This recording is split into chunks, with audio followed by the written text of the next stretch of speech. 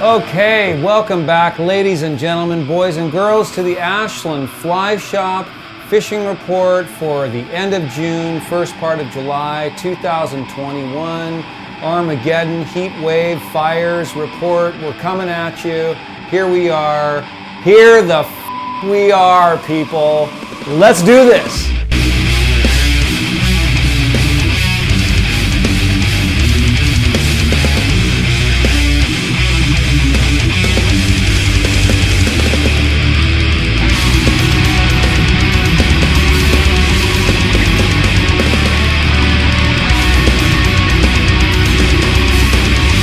Well, we've arrived. Let's talk about fishing. Let's talk about where we can fish and where we should not fish. That's going to be kind of the theme of this fishing report.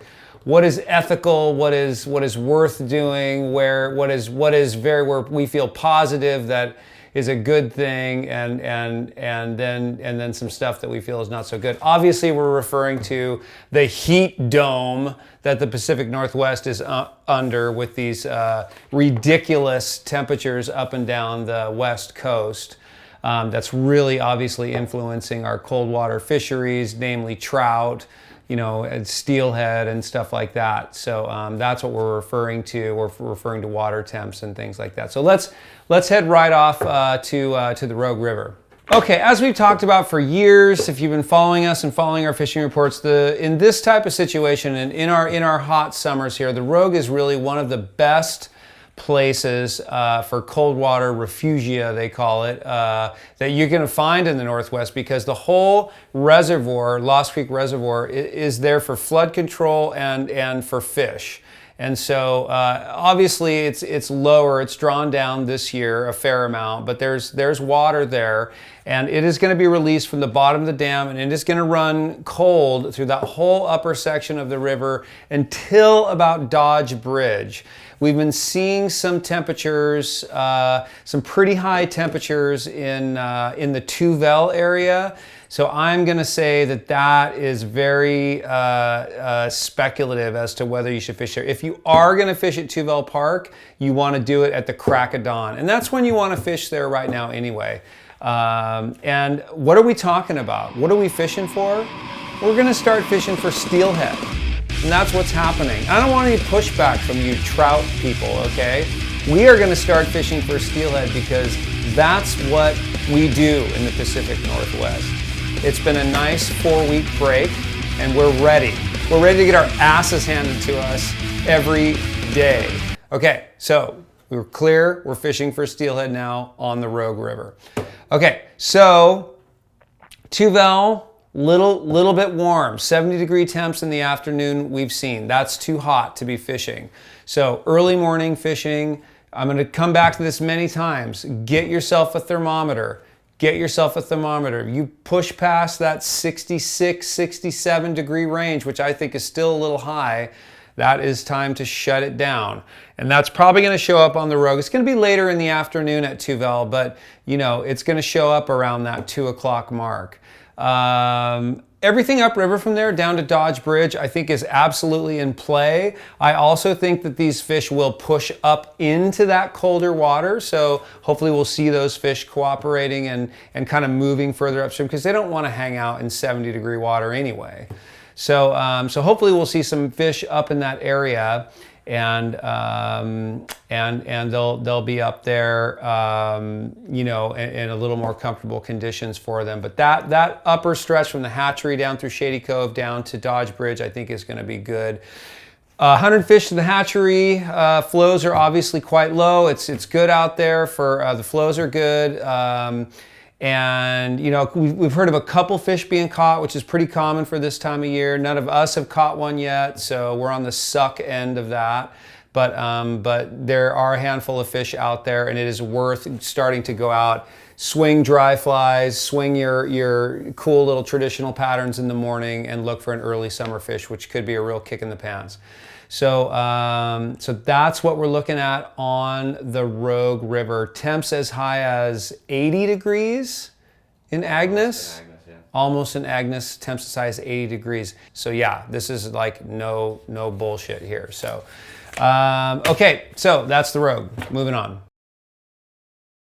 Okay, holy water, game on. Going to be game on through the summer. Cold water, you know, we don't talk about it too much. It doesn't usually fish great in the summer. We don't see a lot of hatches. Although I will say, if you do go up there late throughout like the July, August window, you will find some midge hatches ultimately, and that can be pretty interesting. And it does get some good shade in the evening.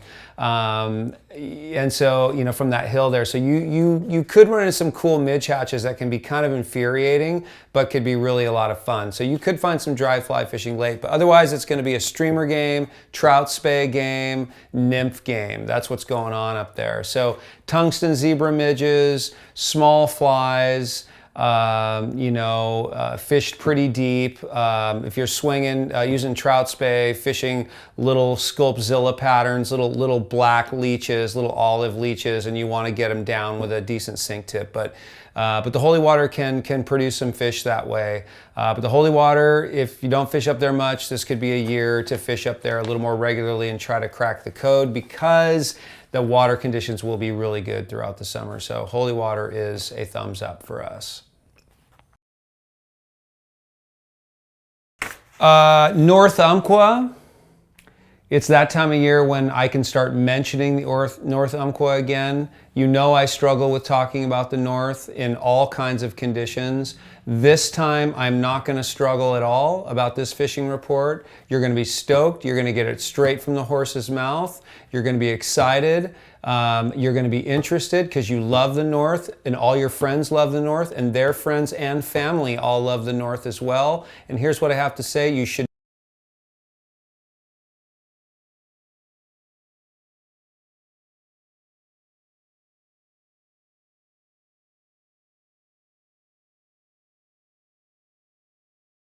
not fish it. Don't fish it. It's too low, it's too warm, it's unethical. Do not go up there. Okay? So do what you will with that. Your armies of thermometers dangling out there in the river in the morning. But that's what we think here at the Ashland Fly Shop. Northern California. Northern California trout fishing. Well, let me just say lower Sacramento, right on, game on, cold water coming out of Shasta for quite a long ways. Rope and fish down there. All of our friends, Kennedy Brothers, AC Fly Fishing, Confluence Outfitters. These guys are awesome guides. The Fly Shop, great guides, great stewards of the resource. They're just going to be fishing all through the summer down there. Lower Sacramento, game on. Any one of those people provide a great guide service. Call them up, get on out there. Okay, Upper Sacramento. We are talking, Northern California. We're talking Upper Sacramento, McCloud, Pitt River, Hat Creek, Fall River. There's going to be a wide range of what is ethical and non-ethical as far as water temp is concerned. So I'm just going to kind of blast through it, but this is going to come down to you.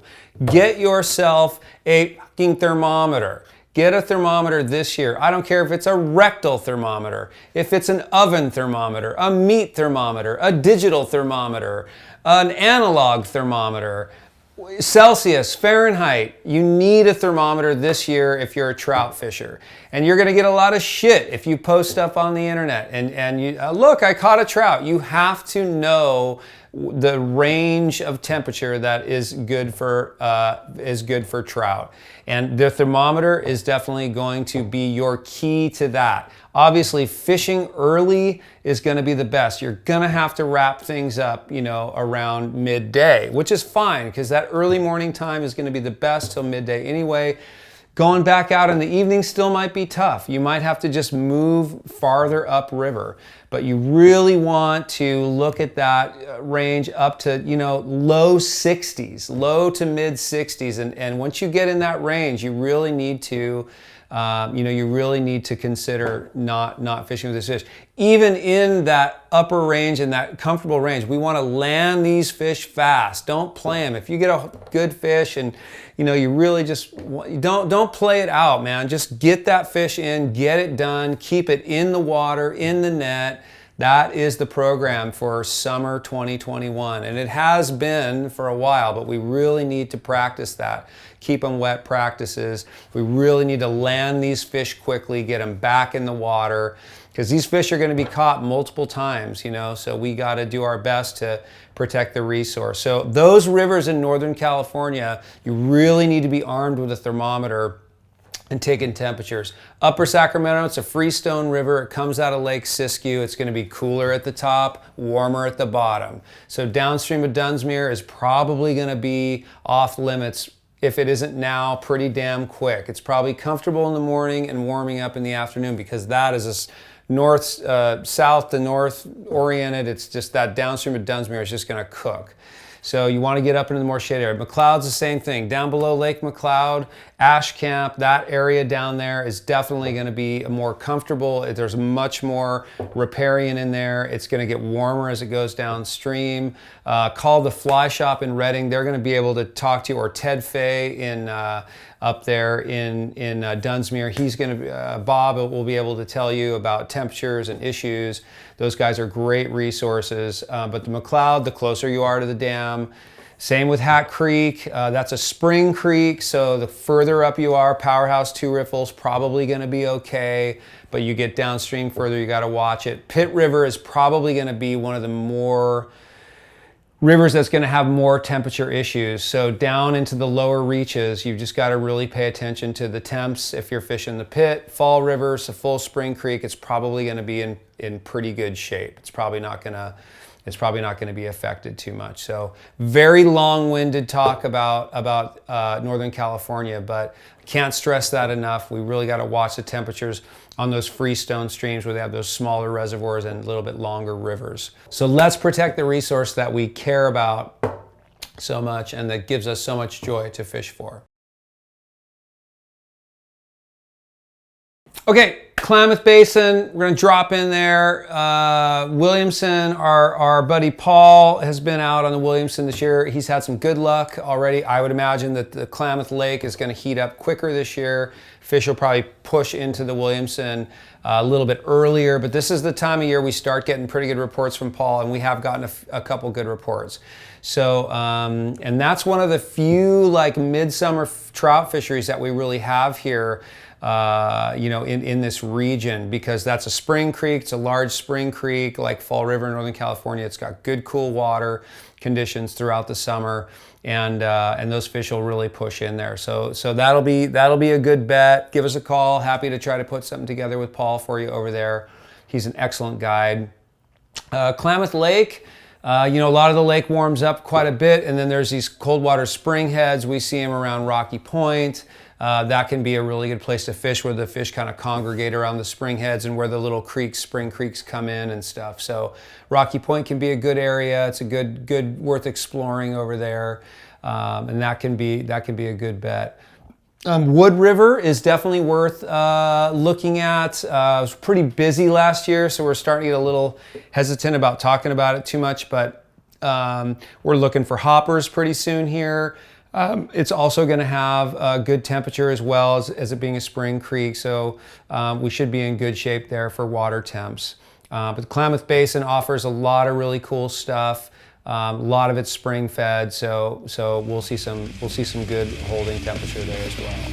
My God, there it is, the fishing report for the first part of July. Thank you guys so much for tuning in. Again, be mindful, be ethical out there, land them quickly. You know, keep them wet, get them back in the river. That's the story for this year if you're fishing for trout and steelhead, which we will be doing as well, and being very careful about it. So please feel free to call if we can follow up with you in any way. We're thrilled to work with you, and if you need any updated information, give us a call. Always a pleasure. Talk to you later.